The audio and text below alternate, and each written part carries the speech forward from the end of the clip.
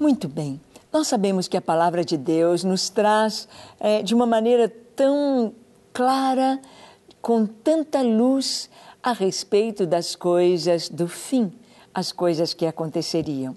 Jesus, ele disse, olha, não vos enganeis, nos últimos dias sobrevirão tempos difíceis, guerras, rumores de guerra, terremotos, fome em vários lugares.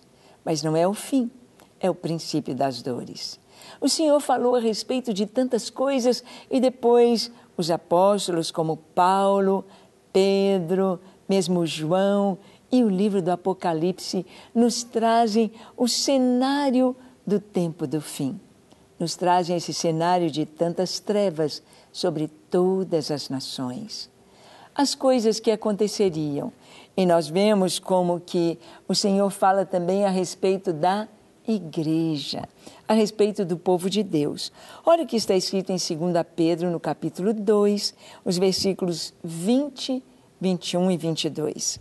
Diz assim: portanto, se depois de terem escapado das contaminações do mundo, mediante o conhecimento do Senhor e Salvador Jesus Cristo, se deixam enredar de novo e são vencidos, tornou-se o seu último estado pior do que o primeiro. Pois melhor lhes fora nunca tivessem conhecido o caminho da justiça, do que após conhecê-lo, volverem para trás, apartando-se do santo mandamento que lhes fora dado. Com eles aconteceu o que diz certo adágio verdadeiro: o cão voltou ao seu próprio vômito, e a porca lavada voltou a revolver-se no lamaçal. Bem, Pedro está falando aqui a respeito de apostasia. Apostasia. O que significa isso? Nós vamos ver que apostasia é o desvio da verdade, é abandonar a verdade e entrar no caminho da mentira. Quando nós temos uma linha reta, uma rota, por exemplo, do avião, ele saiu do seu lugar ali onde ele vai decolar, ele saiu daquele aeroporto e ele tem o aeroporto onde ele vai pousar. Ele tem aquela rota para seguir. Se ele desviar um pouquinho só o seu ângulo daquela rota, ele não vai chegar onde precisa chegar. Ele não vai pousar aonde ele precisa pousar. Ele não vai conseguir chegar no seu destino final.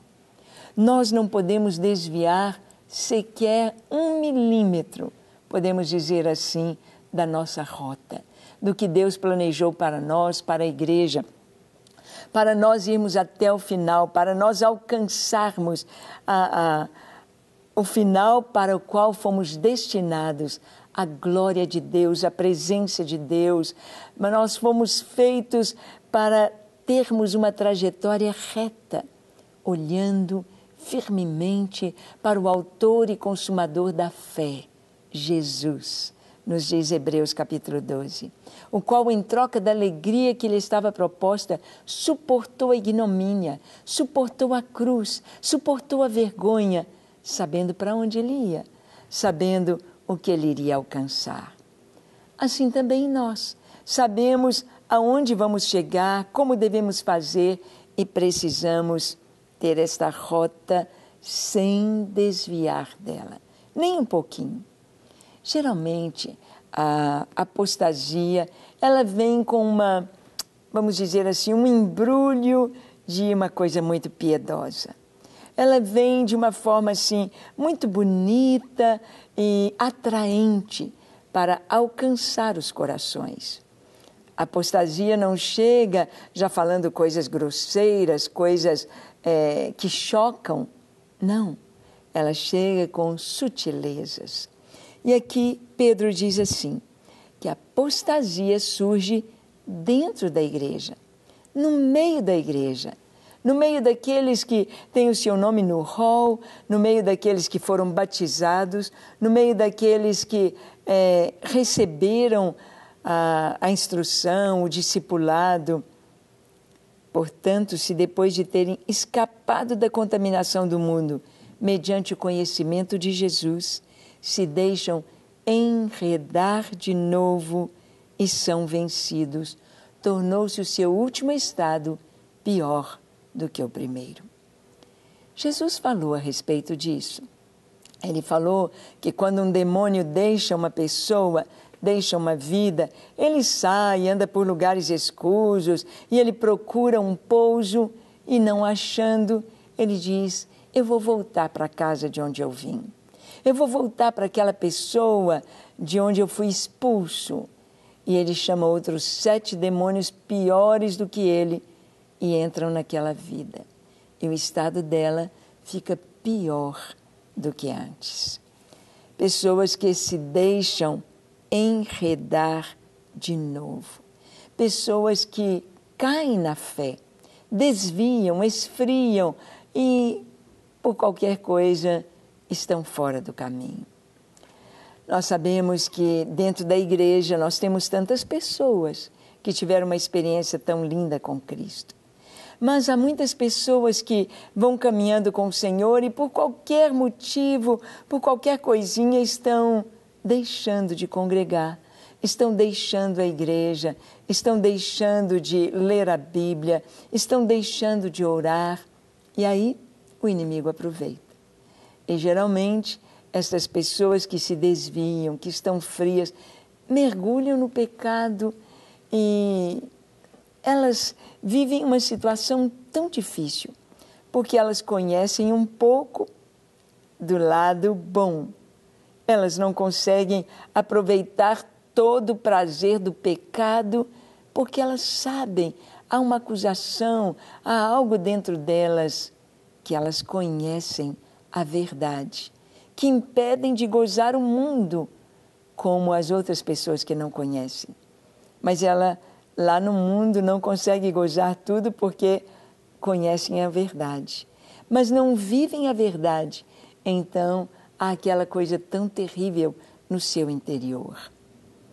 Pedro está dizendo: cuidado para você não deixar o caminho, cuidado para você não enredar de novo, porque o último estado é pior.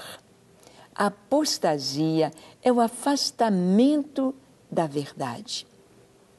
A apostasia é um ensino que vai se adequar à carne, adequar aos prazeres da carne, vai tentar trazer a palavra de Deus a se adequar aos sentimentos humanos, aos prazeres mundanos. Então isso vai ser apostasia. Vai tentar e vai mexer na essência da palavra de Deus. Por exemplo, nos nossos dias nós estamos vendo aí uma pregação, uma mensagem sendo difundida no meio até de pregadores de nome, de pregadores que são ícones, de pregadores que são conhecidos no Brasil, no mundo, pregando sobre a supergraça.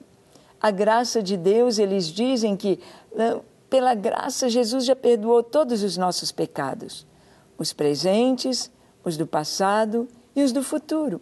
Então pode pecar à vontade, que já está tudo perdoado. Que mentira tão terrível! Que mentira tão terrível! Se a pessoa não conhece a palavra de Deus, não entende, ela cai nessa conversa. É lógico mesmo que a graça de Jesus perdoa todos os pecados. Sim, o Senhor perdoa, mas está escrito lá: se confessarmos os nossos pecados, Ele é fiel e justo para nos perdoar os pecados e nos purificar de toda injustiça.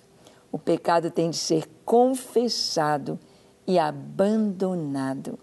Jesus disse para a mulher adúltera que foi pega no flagrante adultério: eu não te condeno, vai e não peques mais. Não é viver em pecado. Aquele que tem o Senhor não vive mais na prática do pecado. O pecado não terá mais domínio sobre as nossas vidas. Então, é uma apostasia, é uma mensagem mentirosa. Nós vemos hoje a teologia da prosperidade pregando a venda das bênçãos. Se você der dinheiro, você vai receber bênção, você vai receber cura, você vai receber... Sim, Deus é um Deus abençoador. As bênçãos do Senhor, elas vêm em decorrência de buscarmos em primeiro lugar o reino de Deus e a sua justiça. Mas não é uma troca. Se nós ofertamos, se nós dizimamos, não é simplesmente como uma troca. O dízimo é uma obediência à palavra de Deus. Há consequências, há bênçãos advindas de entregarmos o dízimo. A nossa oferta é uma demonstração de gratidão a Deus. Davi disse que eu vou dar ao Senhor que Ele não tenha me dado. Eu vou tomar das suas mãos, Senhor, obrigado, tomo das tuas mãos e ponho nas tuas mãos. Ou seja, sabemos que toda boa dádiva, todo dom precioso vem do Senhor, do Pai das luzes, que não muda, nele não há sombra de variação. Mas nós vamos semear, nós vamos plantar, nós vamos colher, mas a finalidade principal do Evangelho não é termos casa, carro, dinheiro, não é termos apenas bênçãos nesta vida. Não é esta a finalidade. A finalidade é nós sermos feitos filhos de Deus, à semelhança de Jesus. Paulo nos diz isso no capítulo 8 da Carta aos Romanos, que o Senhor Ele está trabalhando para fazer em nós, ou fazer de nós, filhos semelhantes a Jesus. Isso vai acontecer no arrebatamento da igreja. Temos de ter esse entendimento que a riqueza da vida não são os bens que nós vamos deixar aqui.